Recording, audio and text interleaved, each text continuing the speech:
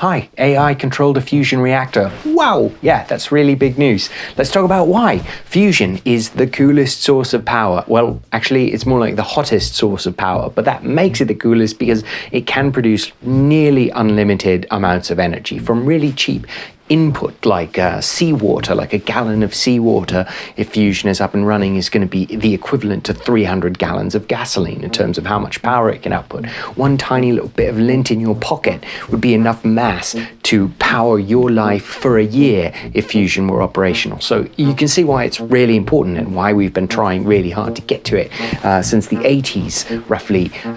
But it's been 30 years away forever. Where I'm from in the 2100s, this is Ftrhstry, looking back on the next 100 years, it's quite commonplace, and we'll get to that at the end of the video, but in the 2020s, it's just becoming possible for the first time. So by the end of the 2020s, you will have a working model of a fusion reactor, and in the 2030s, you will get your first industrial scale fusion reactors, which start powering the grid.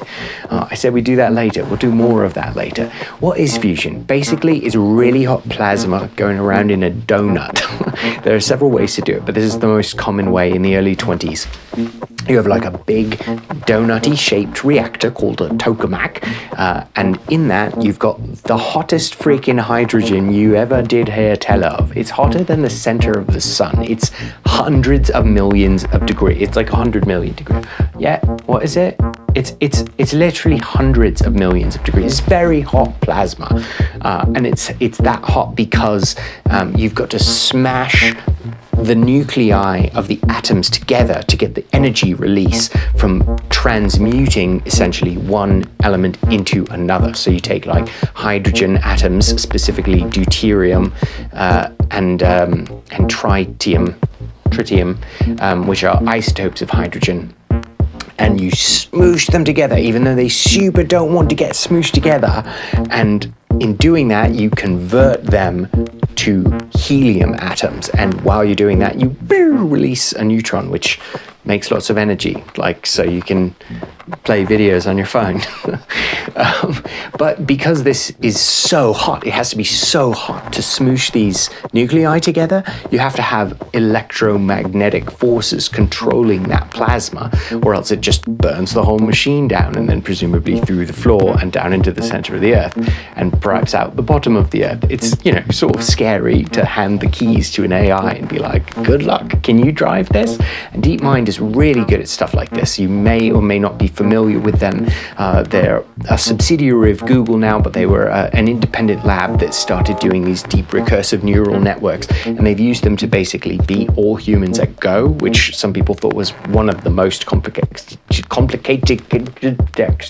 games ever created in human history. And then they similarly beat chess in like 4 hours. They took the engine that was beating Go, they trained it to play chess, and in 4 hours it started beating all of the other superpowered chess computers in the world. DeepMind also does protein folding. We'll talk more about that another time, because that one's another huge revolutionary application. But you can see why it would take something as brilliant as an AI to control something as chaotic as plasma. It's super hot, it's moving very fast, and because it's moving so fast and because it's so hot, you have to measure it rapidly. So what DeepMind did was take 90 measurements 10,000 times a second, and then respond to those measurements by controlling 19 different magnets.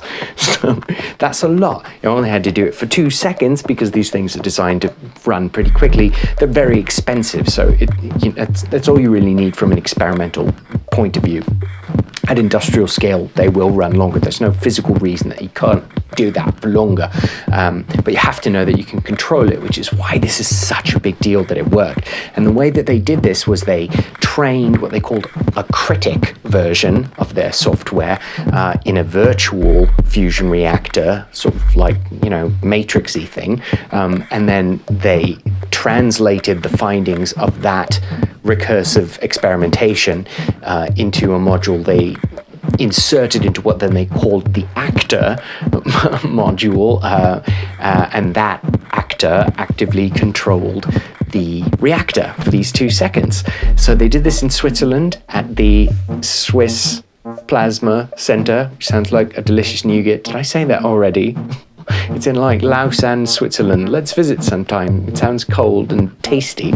And where is this going? So I promised you by the end of the 20s a workable fusion reactor. We'll talk about the spark reactor another time. That's a recent, in the early 20s, recent-ish breakthrough. Super huge, super exciting. So by the end of the 20s, you've got a working demonstration of this technology. In the 30s, you get your first grid-scale application. There's one lumbering toward production in France, I believe. Then in the 40s, it really hits its stride, and it's happening all over the world. These projects take, 10, 20 years to really fully develop. You've got to acquire the land and bring all the resources to bear. And then you've got to get all the energy in and source the deuterium from the seawater. And then in the 50s, you start seeing the beginnings of what will ultimately be some very cool miniaturization, because you can bring this stuff down. Once you've got it, you've figured out how it works, you can control it even better and move it down to the size at which it can move boats around, like become a huge shipping application. And you can put it on flying machines, so you can rock it around the world with this fusion stuff. And then, later in the 70s and 80s, it becomes quite common in flying devices, and space applications are therefore huge. By where I'm from in the 2120s, it's widely used in space and in space habitats, like especially the further out you get in the solar system, the weaker solar power is, so the more you've got to rely on these fusion batteries, which do take fuel, but luckily you can source that fuel from places like Jupiter.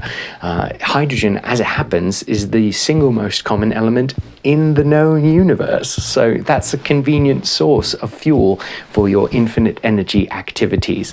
So much to get excited about that. I hope you start Googling, or at least go to sleep dreaming of superheated donuts. Love you. Bye.